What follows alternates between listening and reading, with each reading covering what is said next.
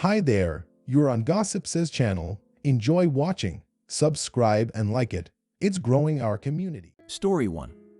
Husband spends money on internet sex while I have to use the food pantry to feed our baby. Me, 25F, and my husband, 25M, had a baby in October of 2022. We live in a cabin just outside a small tourist trap town.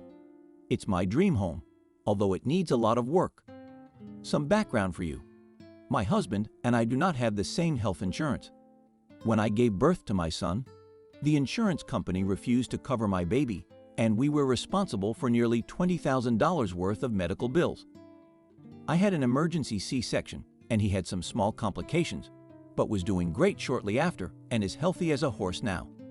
I had no income. I had preeclampsia and had to stay at home for the last month of my pregnancy, and had gotten my job when I was a few months pregnant. I wasn't there long enough to make FNLA, so I was let go since I didn't have any paid time off to be leaving before the baby was born. Yes, I know it sounds unfair, but it worked out to be their only option for the small company I worked for. About 2 months before I gave birth, our childcare option fell through and we couldn't afford traditional daycare. I have a chronic illness that caused some piling up of medical debt I was paying on monthly, and it ate up every spare penny we had. After giving birth and receiving the large medical bill, I had no choice but to find someone to watch the baby so I could go to work. My mother decided to retire and take care of the baby. I was working 3 jobs and was still responsible for the baby, obviously, cleaning the house and making sure meals were made for everyone, including packing my husband's lunch. There was absolutely no money left for groceries or personal products.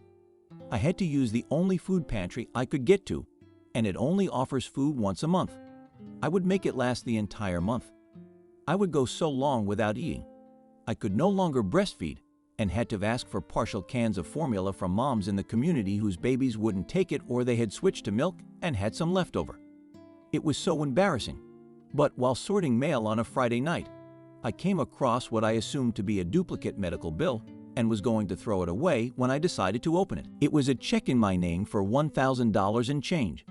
It was a refund for some medical bills that the insurance decided to pay. I ran upstairs and woke my husband up with joy that for the very first time, we'd be able to pay our mortgage without having to choose to have electricity or gas for the car. It was amazing. The following Sunday, I was sorting more mail and made a promise to myself to never ever throw away mail without opening it. I picked up a bank statement and put it in the throwaway pile, but thought to myself about my promise. I decided to open it just in case. That's when I found it. Hundreds of dollars being sent to people I've never heard of. I thought someone'd stolen my husband's debit card information. But then I looked up at him, sitting in his armchair, and realized no one stole his card. He's been throwing away money on other women. I asked him if he needed to tell me anything, and he said, "No." And I said, "I'm looking at the bank statement and can see everything you've spent money on. Are you sure there's nothing you'd like to tell me?" And he assured me there wasn't. I folded it back up and walked upstairs. He looked at the statement and came up and stood in front of me. Now, I'd like to take this time to share that for 4 years I had begged him for intimacy, but rarely got it. It's a miracle that our baby was made. I was completely available and begged him for it, but was rejected. I won't lie, having a baby destroyed my body. But I'm not heavily overweight, only about 10 pounds more than I weighed before I was pregnant. He had been paying women from the internet for sex with money that could have been used for groceries, soap, baby supplies, and other needs. Instead, he had been throwing it away on other women, far better looking than me. We went to therapy a few times. He has no idea how much I hate myself. I smashed the bathroom mirror when I found out because I couldn't bear to look at myself. I am so hideous that he can't touch me.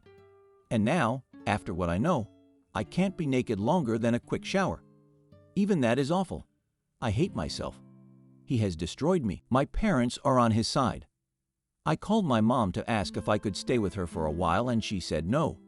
She went as far as to drive me in her car a few weeks after I told her what happened and told me it was my fault, and if I were a better wife, it wouldn't have happened. At this point, it's been about a month and a half since I found out, and I feel nothing for him. I'm stuck with him because I have nowhere to go. I've worked my ass off for this house and can't afford it by myself. We can barely afford it together. He just got a massive raise, and now we are able to save back a little money. But I don't love him anymore. He's just a roommate. Since finding out, the few farm animals I had have died unexpectedly due to a few reasons. One of my goats was 10 years old and passed due to old age. My baby goat passed shortly after, and I have no idea why. She was so well cared for. My chickens got eaten by a coyote. I have lost everything I love except for my son. My animals were my source of happiness. I'd worked so hard to have a farm and to care for them the very best I could. I have no one to share this with, but it feels so good to get it off my chest. Thank you for your time, and I hope that anyone who reads this is happy and doing better than I am. Story 2. So embarrassing. It is tragic. Long distance wasn't working. She had no plan, so I moved country to the place she would end up. Opposing plans for a few years and the lack of direction in my life were the only points of contention in our relationship. I broke up with her when the LD wasn't working. She said it wasn't the end, and that we'll keep doing what we're doing, that I was special and different to her other boyfriends. So I moved country for this girl, knowing she'll be back here in a few years. She did say not to, but because she won't be here anytime soon. She changed her mind when I don't deal with the breakup well. I beg for her back. She says it could still happen, but tells me to move on. We go no contact. I move country, and a month later, I send her poetry. She hates it, says there's no future. I rant at her, telling the events from my perspective and how unfair she's been. I go to therapy. All the childhood bullshit resurfaces, and I start falling apart. I message her saying I want her in my life, even as friends, but that I still hope to get back together one day. We argue. She wants to leave it as a nice memory we can return to. Doesn't want any form of a romantic relationship, and if I keep messaging her, she'll block me. She says she wants space, and that we could be happy if I have a house and a proper job, and to message her then. I'm studying a degree.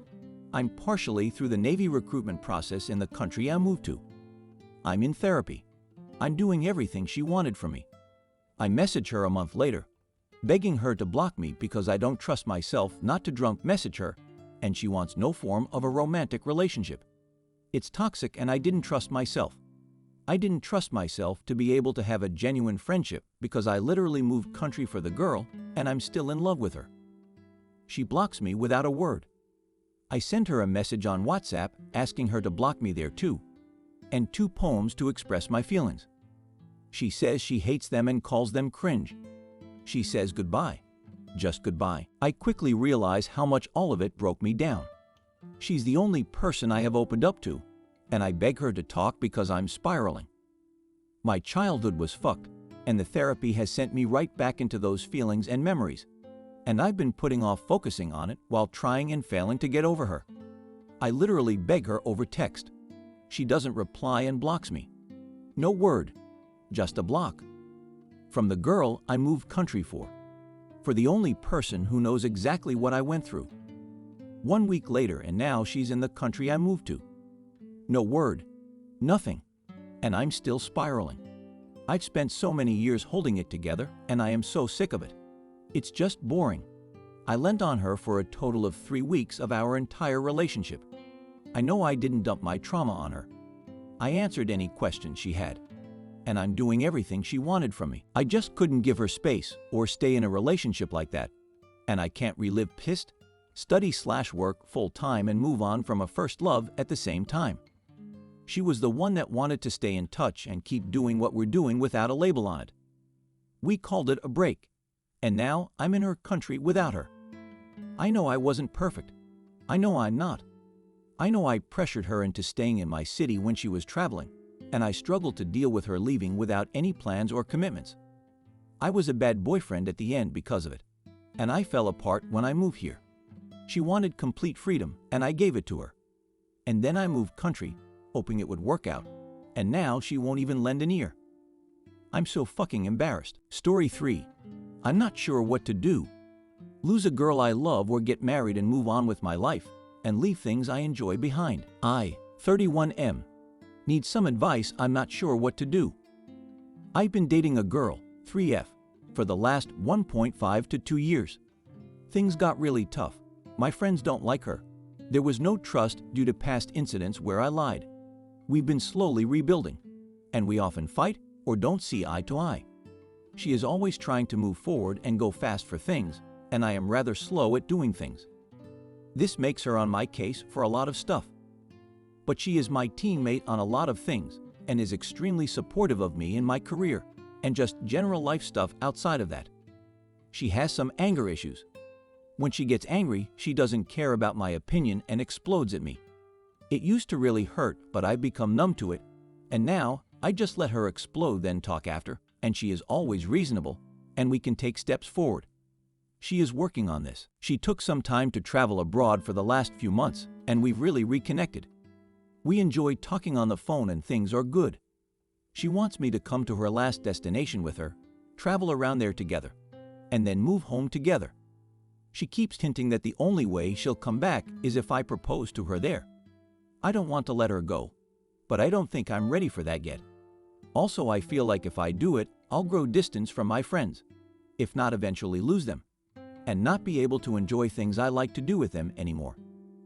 Like going on trips or nights out, etc. Obviously, some things change with a partner, but I'd want my partner to come with me, not stay at home always. Which she probably would since we don't enjoy a lot of the same things, outside of hanging out together at home and seeing interesting places. She always tells me she's extremely happy to have me in her life, and that we're going to build something incredible together. This makes me feel I'm going to break her heart and destroy her whole life. She's really counting on me to come through. That makes me really worry. I love her so much, and I don't want her to hurt in any way. Is it worth really investing in this? Changing my life completely to get married to this girl? Attempting to fix things with friends and rebuild everything, which seems like a big challenge, but maybe not impossible. Am I just being afraid to move forward, or when you find the right person, you just feel that you can do it? Is this ultimatum a red flag or just something of how relationships? Basically, I just don't know what to do, and the day when I'm supposed to go get her is quickly approaching. What do? I really don't want to not have her in my life, but I also don't know if I will be ultimately unhappy, and that it would make things worse in the long run. Starting to date again seems like a scary task as well. I just want what we have now to continue. Story 4. Watching my best friend put himself in a bad position, but there is nothing I can truly do to stop him. Watching this occur may have also made me realize I'm in love with him. I am a late 30s, and most of my friends are late 30s men. My best friend is a childhood best friend of a close friend of mine who's basically family. Sorry for the degrees of separation story, lol, just background. And he suggested that me and that odd fellow would really get along and be best friends. He was right. I've had many male friends, but the dynamics with, let's call BFF in question K. I have never spent so much time with a man I wasn't romantically involved with. He's a wonderful human, but he's a 40-year-old *** coy who has never had a very serious relationship more than a year or two. And he lies and tells girls whatever they want to hear. I have picked up on this within the first few weeks of being friends. He also clearly wasn't romantically interested with me. And that's fine. I have many platonic male friends. As time progressed, we did wind up having *X a couple times. It happens. We are older. And to me, it wasn't a big deal. However, when we would do it / he'd always say, I love you, or some other crap like he would every rando he's trying to play. That was a source of contention. It's perfectly fine to have casual sex with someone you're close with, but don't pretend you love me. And we finally came to that understanding. He is a very gentle soul and wouldn't hurt an ant / he seriously brings them outside. He's had several girls in the past few years, and I always do my best to be very nice and welcoming to them. Most of them are very, let's just say not bright, but nice, harmless. He has a great career, owns his own home, etc. While I always thought he could do better, it's not really my business, so long as he's happy. He recently met one girl, and she's got a lot going for her. Good job, master's degree, and I was so happy she was a step up for him. I only want the best for him. So after 3 weeks, not only do I notice she's super clingy and dramatic, but they get in a huge fight. She breaks many things in his house. And this grown mid-30s woman had to have her parents come get her. You have no friends. As she was drinking, so he wouldn't let her drive. But he had had enough and she couldn't stay. Soothed, the next day she hits up a friend of mine who she had no idea I knew, and states her new boyfriend had beat her, broken her bones a couple ago, all sorts of crazy stuff. She never had broken bones, he never hit her, and my mutual friend, knowing Kay's disposition, called her on it. I showed Kay the screenshots where she tried to backtrack, then calls us all dirtbags, ectek horrible names.